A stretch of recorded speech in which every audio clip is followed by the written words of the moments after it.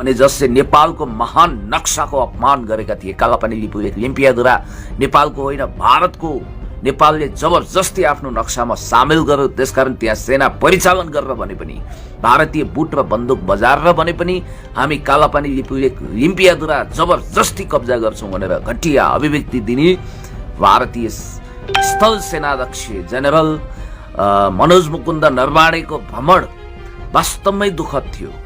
प्रभावको कारण तपाईहरुकै शक्तिको कारण म छुटेर आएको छु र यहाँहरुलाई म एकदमै धन्यवाद दिन चाहन्छु कि तपाईहरुले जसरी सोलिडारिटी व्यक्त गर्नुभयो कि भारतीय कुख्यात सेनापति, म कुख्यातै भन्छु किनभने जसले नेपालको महान नक्साको अपमान गरेका थिए कालापानी लिम्पियाद्वारा नेपालको होइन भारतको नेपालले जबरजस्ती आफ्नो नक्सामा सामेल गर्यो। त्यसकारण त्यहाँ सेना परिचालन गरेर भने पनि भारतीय बुट र बन्दुक बजारेर भने पनि हामी कालापानी लिम्पियाद्वारा जबरजस्ती कब्जा गर्छौँ भनेर घटिया अभिव्यक्ति दिने भारतीय स्थल सेनाध्यक्ष जेनरल मनोज मुकुन्द नरवाणेको भ्रमण वास्तवमै दुःखद थियो।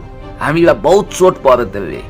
उनी को हुन्, उनलाई किन खातिरदारी गर्नु पर्यो, उनलाई किन ठुलो सम्मान दिनु पर्यो भन्ने तर्क मेरो पनि स्पष्ट हो र त्यसकारणले गर्दाखेरि अब उनलाई प्रतीकात्मक रूपमा विरोध गर्दाखेरि मान्छे थरहरी भए, एकदम डराए, आतंकित भए। एउटा फौबन्जार जस्तो भूमिकामा रहेको वास्तवमा नेपालको राजनीति सामाजिक क्षेत्रमा माइक्रो एन्ड म्याक्रो म्यानेजमेन्ट गर्नको लागि उत्तौलिएर लागेको भारतीय दूतावास र त्यसका राजदूत हिज एक्सलेन्सी अम्बेसडर भन्न पनि लाज लाग्छ। क्वात्राको ठाडो निर्देशनमा मलाई गिरफ्तारी गरिएको थियो, फोन आइरहेको छ र त्यो गिरफ्तारीको खिलाफमा यहाँहरूले जनमत सृजना गर्नुभयो। मिडियाबाट, पब्लिकबाट ठुलो जनमत सृजना भइसकेपछि म छुटेको छु तपाईहरुको दबावले र बाइज्जत रिहा भएको छु। पुण्य गौतमलाई अभद्र व्यवहारको मुद्दा लगाइएको थियो तर मुद्दा नलाग्ने भन्ने फैसला सम्मानित अदालत र महान्यायाधिवक्ताको कार्यालयले गरिदियो। त्यसकारण उहाँहरूलाई पनि म धन्यवाद दिन चाहन्छु। साथीहरू, अब पुलिसले अतिक्रमण त गरेन हिरासतमा भन्नुभएको छ। पुलिसको व्यवहार चाहिँ पक्रिँदाखेरि अशोभनीय नै थियो, म स्पष्टै भनिदिन्छु। उहाँहरूको पनि बाध्यता होला, आदेश तामेल गर्नुपर्ने होला। मलाई मध्यरातमा मेरो बालबच्चाहरूलाई चिलबेल बनाएर, मेरो हृदय रोगी मुटु रोगी दाइलाई आतंकित बनाएर त्यो बेला त्यसरी पक्राउ गर्नुपर्ने कारण के थियो त? बिना कारण पक्राउ गरिएको हो भनेर म स्पष्ट छु। मलाई भनेको भए म गइहाल्थेँ, मलाई भोलिपल्ट बिहान बोलाएको भए पनि हुन्थ्यो। वास्तवमा म लुकेर भागेर बिन्ती पत्र हालेर जनी गरेर म छाला जोगाइ पाऊँ भनेर कतिपय अभियन्ताहरू जङ्गी अड्डा पनि पुगे र कोही पर्यटक भएर कहाँ गए पनि म त्यस्तो खालको मान्छे होइन। म पिठ्यौँ फर्काएर, मुख उतातिर फर्काएर एकदम सुइकुच्चा ठोक्ने मान्छे होइन। म जे गर्छु खुलेआम गर्छु। देश र जनताको पक्षमा मैले अभियान गर्दाखेरि, हामीले अभियान गर्दा जस्तो सुकै कठोर सजाय होस् त्यसको लागि हामी पछाडि हट्दैनौँ। हामी निरन्तर अगाडि बढ्छौँ।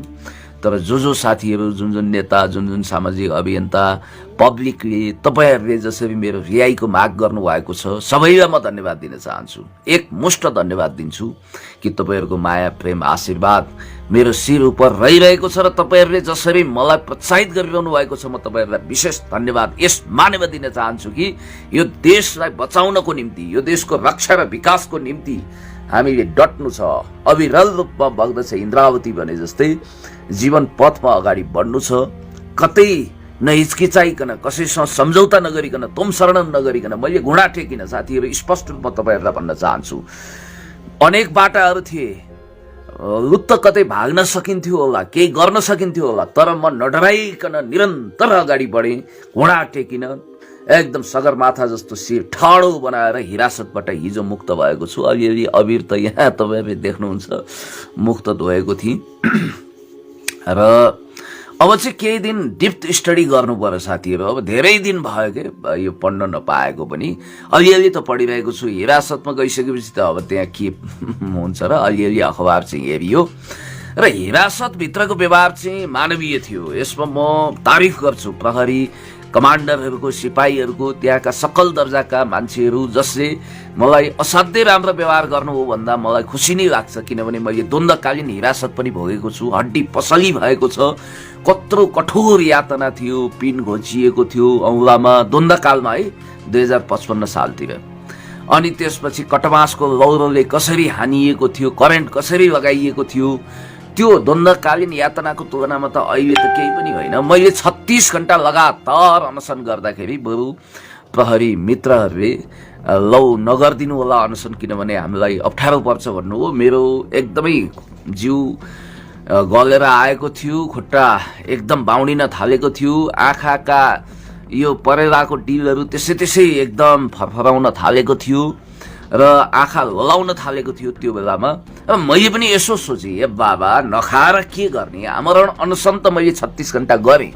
पछि सोचेँ मैले आवाज त बुलन्द गर्नुपर्छ, देशको पक्षमा, जनताको पक्षमा, विकासको पक्षमा, समृद्धिको पक्षमा आवाज बुलन्द गर्नको निम्ति त मैले खानुपर्छ, घिउ खाइन्छ भने जस्तै। अनि मैले मसक्क आँटेँ, सङ्कल्प गरेँ र मैले खाना खान थालेँ। 36 घण्टासम्म चाहिँ मेरो आमरण अनसन थियो। र साथीहरू, तपाईँहरूको माया प्रेम स्नेह, तपाईँहरूले जो मलाई सद्भाव देखाउनु भयो, सद्भावना देखाउनु भयो, रिहाई हुनुपर्छ भन्ने मान्यता राख्नु हो, त्यसप्रति म हार्दिक रूपमा आभारी हुनै पर्छ छु। र अहिले म यतिखेर आफ्नो घरको कोठाबाट यो मेरो लाइब्रेरी देखिरहनु भएको छ, तपाईँहरूले लाइब्रेरी रुमबाट लाइभमा आइरहेको छु। ठिक छ साथीहरू, ठिक छ, अब सबै ठिकै छ। अनि त्यसपछि अब कमेन्ट हेरेर साध्यै हुँदैन साथीहरू, आफ्नो कुरा राख्नुपर्छ। ठिकै छ, कमेन्ट गर्नुहोस्, तपाईँहरूले जस्तो मन लाग्छ त्यस्तै गर्नुहोस्। आफ्नो परिचय कमेन्टले दिन्छ, कति सभ्य गर्ने, कति गरिमामय ढङ्गले कमेन्ट लेख्ने भन्ने कुरा तपाईँहरूमै डिपेन्ड गर्छ। It's depend on yourself. त्यस कारणले गर्दाखेरि मैले यति कुरा भने कि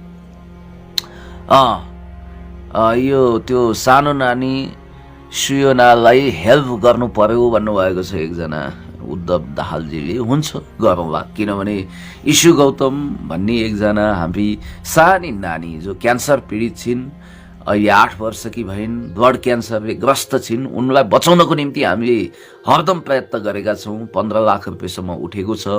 कृष्ण कडेलजीले पनि मद्दत गर्नुभएको छ र उनलाई मद्दत गर्न हामी कुनै कसर बाँकी राख्दैनौँ। हर कोही पीडितलाई मद्दत गर्छौँ हामी। मलाई सबैभन्दा ठुलो गर्व के लाग्छ भने जिन्दगीमा म सोसियल मिडियामा आउँदाखेरि कति बेला मान भयो होला, धेरै समय अपमान पनि भयो होला, धेरै समय मानमनितो पनि भयो होला, फुलको माला पनि लगाइयो होला।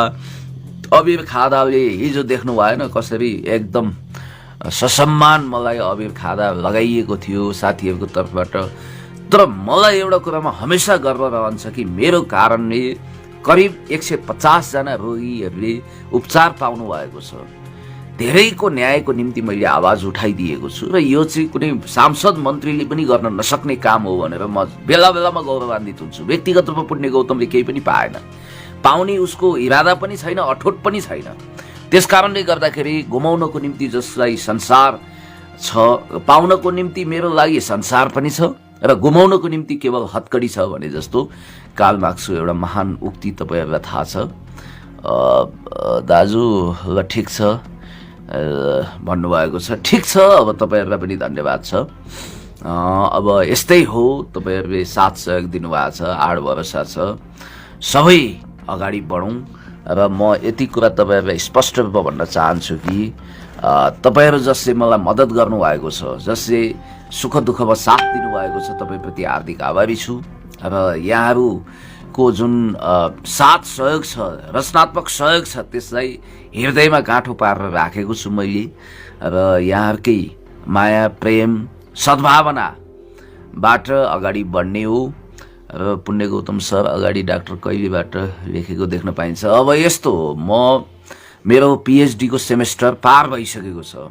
मैले मेरो युट्युब भिडियो पनि तपाईँले हेर्न सक्नुहुन्छ, नयाँ शैली सहितका मिडियाहरूले उहाँहरूले त्यो मेरो सबै सर्टिफिकेटहरू पनि राखिसक्नु भएको छ। र औपचारिक रूपमा राष्ट्रपति महोदयबाट कुनै दिन जब महेन्द्र विद्याभूषण क पाइन्छ, अब यो कोरोनाको क छ, सबै छ, त्यो दिन अब तपाईँहरूको त्यो अभिलाषा पुरा हुनेछ। डाक्टर पुण्य गौतम भनेर तपाईँहरूको सामु म आउनेछु। यही हो साथीहरू। अब मैले धेरै कुरा के भन्नु, अबको यात्रा कता र कसरी हुन्छ दाजु भन्नुभएको छ। अबको यात्रा सलिड यात्रा हुन्छ। सधैँ जस्तो म आफ्नो निष्ठा आफ्नो कर्मप्रति प्रतिबद्ध मान्छे हुँ र निष्ठावान छु। इमान्दारीपूर्वक जीवन पथमा प्रगति पथमा अगाडि बढ्छु। प्रगति पथ भनेको व्यक्तिगत रूपमा उन्नति प्रगति गर्ने, झोली भर्ने, आफूलाई लटालट बनाउने होइन कि देश जनताको पक्षमा काम गर्नको लागि मलाई कसैले रोक्न सक्दैन। र साथीहरू, एउटा कुरा म तपाईँहरूलाई स्पष्ट रूपमा भन्न चाहन्छु कि तपाईँहरूले जो साथ दिनुभएको छ तपाईँहरूलाई म धन्यवाद दिन चाहन्छु। र हिरासतमा भएको व्यवहार त मानवीय नै थियो। यसलाई म स्पष्ट रूपमा किन स्वीकार्छु भने मलाई उहाँहरूले नवीन कार्कीजी हुनुहुन्थ्यो हिरासत त्यो कमान्डर बौद्ध चौकीको हो। मलाई यहाँबाट जसरी जुन शैलीमा राति हुँदो पक्राउ गरियो, जसरी लगियो, त्यो कुरामा मेरो विशेष आपत्ति हो। रातको समयमा त्यसरी लानु हुँदैन थियो। म कुनै अपराधी पनि थिइनँ, कुनै आतङ्कवादी पनि थिइनँ। बिहान बोलाएको भए पनि भइहाल्थ्यो, कोही बात थिएन, कुनै आपत्ति थिएन। म एकदमै राजी खुसीका साथ आउँथेँ होला। तर जसरी मलाई गिरफ्तार गरियो मध्यरातको समयमा, त्यसप्रति मेरो आपत्ति हो। लगिसकेपछि त उहाँहरूले अब मैले आमरण अनसन गर्दा पनि धेरै सरकार व्यक्त गर्नुभयो, कृपया खाना खाइदिनुहोस्, जिउ कमजोर नबनाउनुहोस् पण्डितजी, तपाईँप्रति हाम्रो सद्भाव छ, विश्वास छ भन्नुभयो। र उहाँहरूले अत्यन्तै मानवीय व्यवहार गर्नुभयो। खास गरी इन्सपेक्टर रेग्मी अनि इन्सपेक्टर सुवेदी लगायत अब सही विकास बाबु नेउपानेजी लगायत सबैले एकदमै राम्रो सद्भाव देखाउनु भयो। र सकल दर्जा हवलदार सिपाहीहरूले पनि राम्रो व्यवहार देखाउनु भयो। र उहाँको मानवीय व्यवहारप्रति म एकदमै आभारी छु, उहाँहरूलाई धन्यवाद दिन्छु। र मैले द्वन्द्वकालीन हिरासत पनि भोगेको छु क्या। त्यो हिरासतमा कति चरम यातना हुन्थ्यो, कसरी एकदमै एक हिसाबले भन्नुपर्दा हड्डी पसली हुन्थ्यो, 206वटा हाड गनिन्थ्यो भन्ने कुरो त तपाईँहरूलाई थाहा नै छ। र द्वन्द्वकालीन हिरासत पनि भोगेको अनुभवले गर्दाखेरि अब हिरासत भनेको कुनै सुखद अनुभूति लिने ठाउँ त होइन। त्यो ससुराली पनि होइन, माओली पनि होइन, आफ्नै घर पनि होइन। त्यहाँ अचार विचार सबै पस्किँदा पनि पस्किँदैन।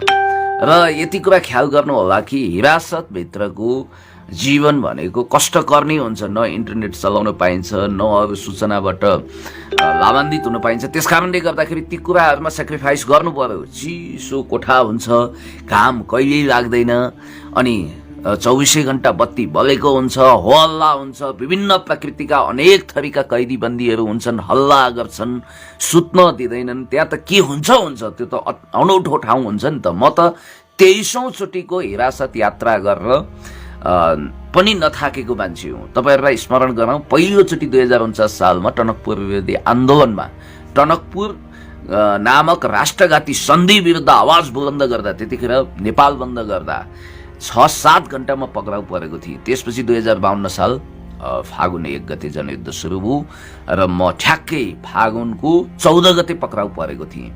त्यसै गरी 2058 सालमा अनाहकमा मलाई केही समय हिरासतमा राखियो। अनि यो लोकतान्त्रिक आन्दोलनको क्रममा यहाँहरूलाई थाहा छ 2055 सालमा चरम यातना सहित त्यो जस्तो क्षण त मैले कहिले पनि भोगेको छैन। मेरो परम पूज्य पिताजीको पनि त्यही बेला देहान्त भयो। त्यतिखेर एकदमै यातना सहित मलाई हिरासतमा राखिएको थियो। यो नङभरि पिन घोपिएको थियो, करेन्ट लगाइएको थियो 55 सालमा। त्यसपछि 58 को कुरा गरिहालेँ। लोकतान्त्रिक आन्दोलनको क्रममा 2 चोटि म गिरफ्तार भएको छु, 62 को आन्दोलनको क्रममा। त्यसपछि एकैचोटि भारतीय विदेश सचिव शिवशंकर मेनन नेपाल आउँदाखेरि हामीले विरोध गरेका थियौँ। त्यो चरणमा पनि म गिरफ्तार भएको थिएँ। त्यसै गरी मलाई अब त्यसपछिको कुरा त क्यामेराले धेरै कैद गरेको छ। त्योभन्दा अगाडिका सबै समाचारमा आएको छ, प्राय पत्रिकामा आएको छ। र त्यसपछि क्यामेराले कैद गरेको छ। सरिता गिरीको सांसद पद खोसिनुपर्छ भनेर आवाज बुलन्द गर्दाखेरि 8 चोटि गिरफ्तार भएको छु। 8 चोटि साथीहरू, एक दिनमै 2 चोटि पनि गिरफ्तार भइयो। अनि त्यसपछि कालापानी लिम्पियादुरा लिपुलेक नेपालको महान नक्सामा समेटिनुपर्छ भनेर सरकारको हौसला बुलन्द गर्दा फेरि म 5 चोटि गिरफ्तार भएको छु। र त्यसपछि वीर हस्पिटलमा एउटा पीडितलाई न्याय दिनुपर्छ भन्दाखेरि 2 चोटि गिरफ्तार भएँ। कुलमान घिसिङलाई नेपाल विद्युत प्राधिकरणको कार्यकारी निर्देशक नियुक्त गर्नुपर्छ भनेर जब सडकमा आइयो त्यसपछि 2 चोटि गिरफ्तार भइयो। र अहिले तपाईँहरूले देखिहाल्नुभयो यो 23औं चोटिको लागि मेरो हिरासत यात्रा भयो। र यसले मलाई एउटा अनुभव के सिकाएको छ भने हुन त अब लगातार सबैभन्दा बढी जेल बस्ने हिरासत बस्ने रेकर्ड अरूको होला, यसमा म दाबी गर्दिनँ, किनभने द्वन्द्वकालमा 4 महिना एकदम चरम यातनाका साथ म हिरासतमा बिताएको छु मैले। तर राजनीतिक कारणले राष्ट्रियताको कारणले सबैभन्दा बढी हिरासतमा बस्ने मान्छे सायद म हो कि जस्तो लाग्छ। तपाईँहरूले पनि काउन्ट गर्नुहोला, किनभने कुनै पनि अझ युवा उमेरमा अहिले 43 वर्षको भएँ। त्यस कारणले गर्दाखेरि यो 23औं चोटि हिरासत जाँदाखेरि मैले कसैको कर्कल्लो बारी फाँडेर गएको होइन, कसैको छोरीचेली ताकेर गएको होइन, कसैको धन सम्पत्ति कब्जा गरेको होइन, लुटपाट गरेको होइन, हुलुज्जत गरेको छैन। अभद्र व्यवहारको बहानामा मलाई 23औं चोटिको निम्ति हिरासतमा जाकियो। के हो अभद्र व्यवहार? म त नेपाल विरोधी कसैलाई पनि भद्र व्यवहार गर्न सक्दिनँ। एक त म आफै अभद्र छैन, म अशिष्ट छैन, अश्लील छैन, कसरी अभद्र व्यवहार गर्न सक्छु? त्यसकारण त महान्यायाधिवक्ताको कार्यालयले, वकिलको कार्यालयले पुण्य गौतममा मुद्दै लाग्न सक्दैन भनेर क्लियर कट मुद्दा खारेज गरिदियो नि त। त्यसमा त मेरो नैतिक विजय भयो। र तपाईँहरूले देखिहाल्नुभयो हिजो जब म छुटेँ, चन्द्र सूर्य अङ्कित महान नेपाली राष्ट्रिय झन्डा लिएर छुटेको थिएँ र साथीहरूले भव्य स्वागत गर्नुभयो। सायद एकजना पूर्व मन्त्रीले मलाई फोन गर्दै हुनुहुन्थ्यो, तपाईँको जुन खालको क्रेज छ त्यो देख्दा त हामीलाई पनि कहिलेकाहीँ ईर्ष्या लाग्छ भन्नुहुन्थ्यो। खैर ठिकै छ, अब यो त जनताले दिएको सम्मान हो। अहिले सोसियल मिडियामा जुन खालको अब म नम्बर 1 भ्युज मेकर भएको छु, चाहे टिकटकको कुरा गरौँ चाहे यता युट्युबको, त्यो सौभाग्य जनसमुदायहरूले नै दिनुभएको हो, जनताले नै दिएको हो, तपाईँहरूले नै दिएको हो। त्यो अपरम्पार मायालाई म डिजर्भ गर्न चाहन्छु, म डिजर्भ गर्न सक्छु भन्ने मेरो आत्मविश्वास छ। र मलाई के लाग्छ भने म सांसद छैन, मन्त्री छैन होला, कोही बात छैन, तर जनताको तर्फबाट जनताको हृदयमा जनजन्म बास गरेको मान्छे चाहिँ पुण्य गौतम अवश्य पनि हो। र एकजना साथीले भन्नुहुन्थ्यो, चाहे तपाईँको समर्थन होस् चाहे विरोध होस्, सोसियल मिडिया तपाईँकै वरिपरि घुमिरहेको छ भन्नुहुन्थ्यो। अब खैर यो कुरा त मलाई थाहा भएन। एकजना साथी ल शुभेच्छा राखेर 77 जिल्ला जहाँबाट टिकट पाए पनि उहाँले जित्न सक्ने क्षमता राख्नुहुन्छ, सलाम छ कमरेड भनेर मलाई भन्नुभएको छ। तपाईँको सदा सहायतालाई म सल्युट गर्छु, धन्यवाद दिन्छु। यसरी नै हौसला बुलन्द गरिदिनुहोस् र हजुरले देश र जनताको निम्ति राम्रो काम गर्नुभएको छ। हार्टली सपोर्ट यु टु भन्नुभएको छ। थ्याङ्क यू सो मच हिक्मतजी, यहाँलाई म धन्यवाद दिन चाहन्छु। अब यहाँहरूलाई के भनौँ भने सोसियल मिडियाले पनि मलाई ठुलो मद्दत गर्यो। सोसियल मिडिया युट्युबका साथीहरूलाई म सम्मान गर्छु। जतिखेर म थुन्नी उहाँहरूले आफ्ना सारा काम धन्दा छोडेर पुण्य गौतमलाई फलो गर्नुभएको थियो। कतिखेर उहाँ हिरासत मुक्त हुनुहुन्छ, कतिखेर बाहिर आउनुहुन्छ भनेर उहाँहरूले एकदमै फलो गर्नुभएको थियो। र तपाईँहरूलाई स्पष्ट रूपमा म भन्न चाहन्छु, भद्र व्यवहार भने के, अभद्र व्यवहार भने के हो। मैले पनि शब्दकोश पल्टाएको छु, कानुनको ठेली पल्टाएको छु। मैले कसैलाई त्यसरी गाली गलौज गरेको छैन। मैले अघिल्लो दिन खुल्ला मञ्चमा नरपिचास मुखुन्डे भनेर एउटा प्रतीकको रूपमा दुस्वप्नमा देखेको एउटा राक्षसलाई प्रतीकको रूपमा उभ्याएको थिएँ। अब त्यसलाई जुत्ता मारेको थिएँ, छिछि दूर गरेकै हो। अब उहाँहरूले त्यो मनोज मुकुन्द नरवाणे नै हो त्यो भनेको भनेर बुझिदिनु भएछ। अनि त्यसपछि उहाँहरूको कवि कल्पनाले पुण्य गौतमले छिटोभन्दा छिटो अब कालो झन्डा देखाउँछ भन्ने उहाँहरूलाई लागेछ। त्यसकारण मलाई मध्यरातमै घरबाट करापजाप गरियो। प्रहरीहरूको पनि व्यवस्था होला, बाध्यता होला। र म एउटा कुरा भन्न चाहन्छु, इन्डियन दूतावासको राजदूतको ठाडो निर्देशनमा मलाई एरेस्ट गरिएको छ। यो कुरा मैले पब्लिकली भनेको छु, क्लेम गर्छु। कुनै दिन एम्बेसडर क्वात्रासँग भेट भयो भने यसको जवाब म हिन्दी, नेपाली, अङ्ग्रेजी तीनै भाषामा माग्न सक्छु साथीहरू। त्यसकारणले गर्दाखेरि म माथि जसरी दुर्व्यवहार भएको छ, जसरी थ्रेड गरिएको छ, यो लडतर कुरो होइन। देशभक्तहरू झुक्दैनन्। जननी जन्मभूमि स्वर्गादपि गरिएपछि motherland are greater than heaven. आमा र देश स्वर्गभन्दा प्यारो हुन्छ भन्ने मान्यताको आधारमा हामी अगाडि बढिरहेका छौँ। र मलाई यो देशभन्दा ठुलो कुरो केही पनि लाग्दैन। सबैभन्दा ठुलो कुरो देश, मानवता हो। त्यसपछि सिद्धान्त, नीति, कार्यक्रम, रणनीति, कार्यनीति आदि इत्यादि आउँछ। त्यस कारणले गर्दाखेरि देशलाई शिरफुल बनौँ, शिरबिन्दु बनौँ, अगाडि बढौँ, निरन्तर अगाडि बढौँ। सङ्घर्ष नै जीवन हो, जीवन नै सङ्घर्ष हो। गायक रामेशले ठिकै भन्नुभएको छ। त्यसैले तपाईँहरूलाई म धन्यवाद दिँदै अब भद्र व्यवहार गर्नुपर्ने रे उनलाई कस्तो भद्र व्यवहार, जम्ला हात जोड्नु पर्ने। ओहो नरमाडे साहब नमस्कार, नरमाडे साहब तपाईँ त महान हुनुहुन्छ भनेर फुलमालाले स्वागत गर्नुपर्ने, पुष्प वृष्टि गर्नुपर्ने, रेड कार्पेट बिछ्याउनु पर्ने उनलाई।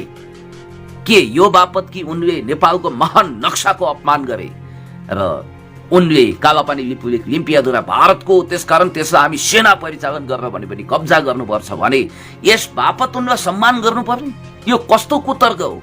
अनि भारतीयहरूले पनि सोच्छन् सायद मेरो गिरफ्तारी नभइदिएको भए बाबुरामजी पनि गिरफ्तार हुनुभयो। बाबुराम तामाङजी, उहाँलाई म धन्यवाद दिन चाहन्छु, उहाँले छिट्टै छुट्नुभयो। र हामीले गिरफ्तारी नदिएको भए कति सामाजिक अभियन्ताहरू, कति नेताहरू ठुल्ठुला कुरा गर्थे। खै त अब उहाँले त्यसरी, तपाईँलाई थाहा छ नि, त्यस्तो बेलामा उहाँहरू कहाँ लुक्नुभयो, कुन दुलामा जानुभयो भनेर तपाईँहरूले सोध्नु भएको छ नि त। बात बहादुरी गर्न सकिन्छ, नाङ्गो तरबार हावामा चलाउन सकिन्छ, त्यो ठुलो कुरा होइन। र आँधी र हुरी चलेको बेला पनि अरू नर्कट बाँसहरू कता कता नुक्छन्, थाहा हुँदैन, तर शक्तिशाल ठिङ्ग उभिन्छ भने जस्तो अग्नि परीक्षामा खारिने एउटा अवसर मलाई प्राप्त भएको छ। को कहाँ लुक्नुभयो, कुन दुलामा पुग्नुभयो, त्यसको हिसाब किताब पनि म गर्दिनँ। जसले मलाई सपोर्ट गर्नुभएको छ, अब छुट्नुपर्छ भनेर ऐक्यबद्धता जनाउनु भएको छ, उहाँहरूलाई धन्यवाद दिन चाहन्छु। र एउटा कुरा चाहिँ प्रष्ट छ कि मेरो आवाज कहिले पनि दब्दैन, मेरो गला दबाउन सकिँदैन। यो कुरा स्पष्ट भए हुन्छ। राष्ट्रको पक्षमा, जनताको पक्षमा, विकासको पक्षमा बोलिरहने मेरो आवाजलाई कसैले पनि दमन गर्न सक्दैन। यो कुरा निश्चित हो, लेखेर राखे हुन्छ, म कहीँ चुक्दिनँ। र एउटा अर्को कुरा के छ भने हामी नेपालको अपमान गर्ने जनरलको छातीमा नेपाली सेनाको महानार्थ सेनापतिको त्यो पदवी, त्यो पदक, त्यो तकमा, त्यो विभूषण, त्यो निशानी परोस् भन्ने चाहँदैन थियौँ। उनले नेपालको प्रधान सेनापतिको अनररी नै सही फुली लगाउनु हुँदैन भन्ने हाम्रो स्पष्ट मान्यता हो। अनि उनको सामु जम्ला हात जोडेर तुमेव माताश्च पिता तुमेव सर्वम मम दैव देव भावमा गिडगिडाउने काम पनि छैन। त्यस्तो वाह्यात कुरालाई हामी सर्वाधिक घृणा गर्छौँ। र मनोज मुकुन्द नरवाडे जो वास्तवमै भारतीयहरूले पनि सोचे होलान् नि त, नेपालमा पनि जिउँदो जाग्दो मान्छे रहेछन् है, त्यहाँ पनि जीवित बाघहरू रहेछन् जसले हाम्रा फ्याउराहरूलाई सिधै ललकार्न सक्छ भनेर उनीहरूले पनि सोचुन् न। नत्र हाम्रो एरेस्ट नभइदिएको भए, गिरफ्तारी नभइदिएको भए के हल्ला गर्थे? अरे वाह, हाम्रो सेनापति जसले खुलेआम कालापानी लिम्पियाधुरा भारतको हो र त्यसलाई हामी सेना परिचालन गरेर बलात् कब्जा गर्छौँ भनेर धम्की दिएको छ। त्यो नेपाल जाँदा उसलाई त्यत्रो स्वागत भयो, चरो मुसो कोही बोलेन, चुइक्क बोलेन, यो हो हाम्रो तागत भनेर उनीहरूले नेपालीहरू पामर लाची पानी आन्द्रेछन्, गोर्खाली होइनन् भनेर अपमान गर्न सक्थे, तर त्यो अपमान गर्न पाएनन्। अब उनीहरूले भन्ने छन् नेपाली त वीर रहेछन्, बहादुर रहेछन्, नरवाडीलाई समेत ललकारे, त्यस बापत हिरासत गए। यो कुरा त उनीहरूले स्पष्ट रूपमा भन्ने, त्यो खालको भन्नै पर्ने बाध्यता आयो नि त। त्यसैले त म भन्छु हामी नामर्दहरूको फौज होइन, हामी गोर्खाली हौँ, वीर हौँ, बहादुर पनि छौँ, बुद्धु होइनौँ। फेरि बुद्ध चेतनाका हौँ तर बुद्धु होइनौँ। अब अर्को कुरा के छ भने मलाई चाहिँ यो जुन दुई देशको बिचमा सेनापति अनररी सेनापति घोषणा गर्ने र फुली लगाउने भन्ने जुन कुरा छ, जस्तो भारतीय स्थल सेनाध्यक्ष मनोज मुकुन्द नरवाणे कुन मुख लिएर आएको क्या उनको वायुयान यहाँ, अनि कुन मुख लाचार भएर त्यही देश जहाँ उनको अपमान हुनेवाला छ त्यो देशमा उनी कस्तो विवश भएर लाचार भएर एकदम मानको खातिर मान हो नि त्यो अनररी जेनरल भनेको त, अनररी सेनाध्यक्ष नेपालको अनररी सिएनसी भनेको त त्यो मानको खातिर मान हो। हाम्रो गौरवशाली नेपाली सेनाको प्रधान सेनापति महारथी पूर्णचन्द्र थापाजी योभन्दा अगाडि भारतबाट पनि प्रधान सेनापतिको फुली लगाइसक्नु भएको रहेछ। र यसको सुरुवात 2025 सालदेखि हुन्छ। तत्कालीन पञ्चायती व्यवस्थामा, राजा महाराजाको व्यवस्थामा सुरेन्द्र विक्रम शाह भन्ने एकजना सेनापतिले त्यतिखेर त्यो फुली लगाएका रहेछन्। त्यसपछि निरन्तर रूपमा त्यो प्रचलन बिरालो बाँध्ने जस्तो के त्यो वाहियात किसिमको न त्यसको कुनै अर्थ छ न केही औचित्यता छ। कमनवेल्थ कन्ट्री हिजो कोलोनी भएको उपनिवेश भएका देशहरूको बिचमा रेसिप्रोकल हुँदो हामीले रेसिप्रोकल गर्नुपर्ने आवश्यकता छैन, किनभने हाम्रो नेसनल सोभरेनिटी टेरिटोरियल इन्टिग्रिटी इन्डिपेन्डेन्सीमाथि अपमान हुन्छ, त्यो राष्ट्रिय सार्वभौमसत्ता अखण्डता भौगोलिक स्वतन्त्रतामाथि धावा बोलिएको ठहर छ। किनभने नेपाल एउटा यस्तो स्वतन्त्र देश हो जतिखेर भारत अङ्ग्रेजहरूको गुलामी गरिरहेको थियो, अलेक्जेन्डर दि ग्रेटको तलुवा चाटेको थियो, उनीहरूको दासानुदास हनुमान दास चरणदास भएको थियो, त्यतिखेर नेपाल इतिहासमा कहिल्यै पनि कसैको गुलाम नभएको, कहिल्यै स्वतन्त्रता दिवस मनाउनु नपर्ने एउटा सभ्य भव्य गरिमामय देश हो भन्ने कुरा स्पष्ट थियो। हामी स्वतन्त्रताको इन्जोय गरिरहेका छौँ पनि। र एउटा कुरा ख्याल गरे हुन्छ, जनरल अक्टर लोनीलाई परास्त गरेर नेपालले अङ्ग्रेजलाई समेत परास्त गरेर आफ्नो स्वतन्त्रता जोगाएको एउटा महान इतिहास हामीसँग छ, गौरवशाली इतिहास छ र त्यसलाई हामी अझ ग्लोरिफाइड गरेर अगाडि बढ्न चाहन्छौँ। र एउटा कुरा ख्याल गरे हुन्छ, नेपालले इक्वी प्रक्सिमिटीमा विश्वास गर्छ। हामी कतै ढल्किँदैनौँ, कोल्टिँदैनौँ पनि। हामी असंलग्न परराष्ट्र नीति र पञ्चशीलतामा विश्वास गर्छौँ। हामी नन एलाइनमेन्ट मुभमेन्ट अर्थात् असंलग्न परराष्ट्र नीति, असंलग्न परराष्ट्र आन्दोलनको महत्त्वपूर्ण हिस्सा हौँ। त्यसकारणले गर्दाखेरि एउटा स्वतन्त्र सार्वभौम सत्ता सम्पन्न देशको प्रधान सेनापतिले अर्को देशको स्वतन्त्र सार्वभौम सत्ता सम्पन्न देशको प्रधान सेनापतिको फुली लगाउनु मलाई त्यति जहाज लागेन, किनभने हामी कोलोनियल एटिच्युडबाट अब गुज्रिनु हुँदैन। र यो कुख्यात बिरालो बाँध्ने परम्परा तपाईँहरूलाई थाहा छ नि, श्राद्धमा बिरालो बिना कारण बाँधिन्छ कतिपय ठाउँमा, त्यसको कुनै औचित्यता नै छैन, शास्त्रमा कुनै पुष्टि पनि छैन। त्यस कारणले गर्दाखेरि यो बिरालो बाँध्ने जस्तै घटिया परम्परालाई अब पूर्ण रूपमा अन्त्य गर्नुपर्छ। यसले हाम्रो अपमान गरेको छ, म यही कुरा भन्न चाहन्छु। र साथीहरू, अब फोन पनि आइरहेको छ, यहाँहरूको अमूल्य समय म धेरै वेस्ट गर्न चाहन्न र यति भन्न चाहन्छु कि हाम्रो यात्रा निरन्तर छ। हामी राष्ट्रको पक्षमा, जनताको पक्षमा निरन्तर खबरदारी गर्दै अगाडि बढ्नेछौँ। यहाँहरूको सुझाव सल्लाह आदि इत्यादिलाई मनन गर्दै, यहाँहरूको पनि उत्तरोत्तर प्रगतिको कामना गर्दै, यहाँहरूलाई ह्याप्पी तिहार भन्दै म अब बिदा हुने चरणमा आएको छु। र मैले सोचेको छु केही दिन चाहिँ घरमै बसेर अध्ययन गरौँ, कतै ननिस्किकन। र त्यसमा तपाईँहरूको रचनात्मक प्रतिक्रिया सुझावको म भोको छु। यहाँहरूको उत्साह हौसलाले म अगाडि बढिरहनेछु। र मलाई पुण्यजी तपाईँलाई खासमा किन थुन्यो, सत्य कुरो बोल्नुहोस् भन्नुहोस्। अब के डाइभर्ट गर्ने नगर्ने कस्तो खालको मानसिकता हुन्छ मान्छेको, कसले थुन्यो थाहा पाउनु भएको छैन, कसले थुन्यो यति कुरो भन्नुपर्छ तपाईँलाई मैले? कहिले के त झोकै चल्छ के, प्रहरीले थुन्यो, किन थुन्यो थाहा छैन। मनोज मुकुन्द नरवाडे नामक जसले नेपालको महान नक्साको अपमान गरे, त्यसको विरोध गरे बापत म थुनिएको हुँ। यति कुरा सफा कुरा छ, यो त लाटोले पनि बुझ्ने क्रिस्टल क्लियर पिक्चर आइसकेको छ। त्यस कारणले गर्दाखेरि अब मैले यति कुरा भनौँ कि तपाईँहरूको सद्भावनालाई म सेल्युट गर्छु र यहाँहरूलाई धन्यवाद दिँदै म यो लाइभबाट बिदा हुन्छु। हस् त यहाँहरूको सारा दिन खुसियालीमा बितोस्। तिहार आएको छ, अब ह्याप्पी तिहार चिसो बिहार चाहिँ भन्नु हुँदैन। यहाँहरूलाई धन्यवाद दिन्छु। अब अचम्मको कुरा के छ भने, हिजो मलाई त्यतिखेर छोडियो जतिखेर नरवाडे उड्दै थिए, उडिसकेका थिए। अचम्म लाग्यो मलाई, मसँग कुनै त्यस्तो विमान भेदी क्षेप्यास्त्र पनि छैन। म गुटुटु कुदेर नरवाडेलाई कब्जा गर्छु जस्तो उहाँहरूलाई लागेछ कि क्या हो। अनि मसँग कुनै क्षेप्यास्त्र पनि थिएन, एयरपोर्टै जान्छ जसरी उहाँहरूले हातमा झाप गर्दै मलाई छोड्ने कुरामा पनि बडो त्यो खालको कन्स्पिरेसी गरेको देख्दा म छक्क परेँ। र भारतीय दूतावासको ठाडो निर्देशनमा मलाई पक्राउ गरिएको कुरा दिनको घाम चाहिँ छर्रङ्ग छ।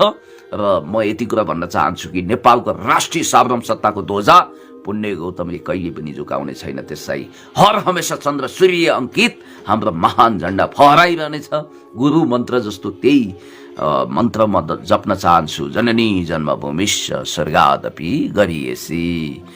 Mother land are greater than heaven. आमा र देश स्वर्गभन्दा प्यारो हुन्छ। हाम्रो मुटु कलेजोभन्दा पनि प्यारो यो प्राण प्यारो यो देशको रक्षा र विकासको निम्ति हामी हमेसा दृढतापूर्वक अगाडि बढ्दै गर्दा काग चाहे जति कराओस्, पिना सुक्दै गरोस्, हात्ती लम्किन्छ, कुकुर जति भोके पनि कोही बात छैन। त्यसकारणले गर्दाखेरि जननेता कमरेड मदन भण्डारी, कमरेड पुष्पलाल, बिपीका पनि कतिपय अधुरा सपनाहरूको वारिसी बनेर हामी अगाडि बढ्नु छ।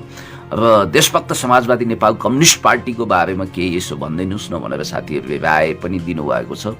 र म यति कुरा भन्छु कि कसरी धोप हाल्दैमा 33 कोटी देवता भाग्दैमा नेपाल कम्युनिस्ट पार्टी त्यसरी हाँडी फुटे जस्तो चकनाचुर हुँदैन र यो टेप टाले जस्तो टालेको एकता पनि होइन र सुपर ग्लु लगाएर जसरी टालिन्छ विभिन्न चिजहरू त्यसरी एकता गरिएको होइन। त्यसकारण काले काले मिलेर भाले खाने प्रपञ्च पनि होइन, गाँड कराकर भुँडी फोराफोर पनि हुँदैन। नेतृत्व गर्ने समयमै बुझ्नेछ, खारिएको परिपक्व नेता हुनुहुन्छ र पार्टी एकताको निम्ति अब कार्यकर्ताको तहबाट पनि दबाव आउनुपर्छ। मलाई जहाँसम्म लाग्छ यसअगाडि पनि हामीले अनसन बसेका थियौँ, फेरि आवश्यकता पर्दा पार्टी कार्यालयमै गएर अनसन गर्न सकिन्छ, धरना गर्न सकिन्छ, नेताहरूलाई दबाब दिनुपर्छ र यो पार्टी भनेको निरन्तर अविरल नदी जस्तै अगाडि बढ्छ र पार्टीभित्र विकृति विसङ्गति छन् भने, यदि कमी कमजोरी छन् भने पनि त्यसलाई सच्याउनु पर्छ।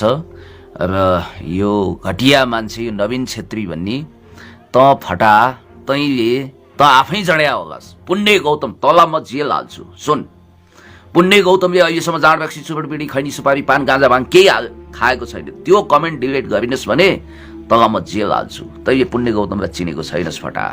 त्यसकारण जो मान्छे सादगी छ तैँले खान्छस् कि खाँदैनस् भन्, म यति कुरा तपाईँलाई भन्न चाहन्छु।